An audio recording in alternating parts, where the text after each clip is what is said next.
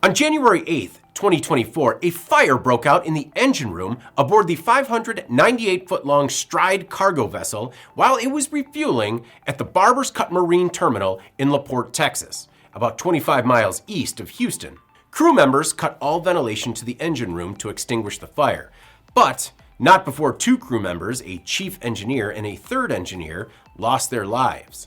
Another worker was seriously injured in the incident as well. The vessel was declared a total loss, valued at $12 million, and the operating company, Danaos Shipping Company, which is based in Greece, scrapped the entire ship. According to the NTSB, the fire was traced to an incorrect valve installed in a pipe leading to a diesel oil tank. About 6 weeks before the fire, a replacement valve was ordered for one of the ship's diesel oil tanks.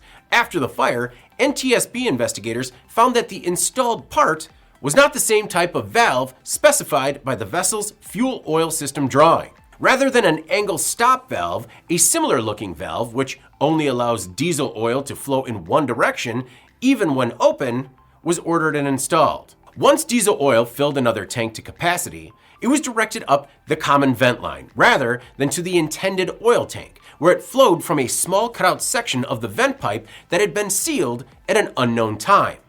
The flexible sealing and tape covering the cutout failed, and diesel oil started, quote, cascading onto operating machinery.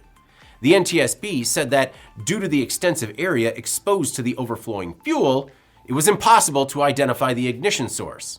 The NTSB couldn't really nail down when the patch to the cutout section was made. The report said, quote, at some unknown time in the vessel's 26-year history, a 7-inch by 11-inch section of pipe had been cut into the top of the vent. The Panama-flagged ship was made in 1997. The NTSB's report stressed that owners, operators, and crews should carefully note all components of the vessel's drawings and diagrams to make sure proper spare or replacement parts are ordered. Another contributing factor was adequate personnel. The NTSB noted that engine crew members were not monitoring the tank levels as they were being filled, a procedure required by the operating company's safety management system. The company's fueling procedures require a minimum of 2 engineering officers and 2 engine ratings to be on duty during operations. At the time of the fire, only 3 crew members were involved with operations. I'm David Manti. This is Manufacturing Now.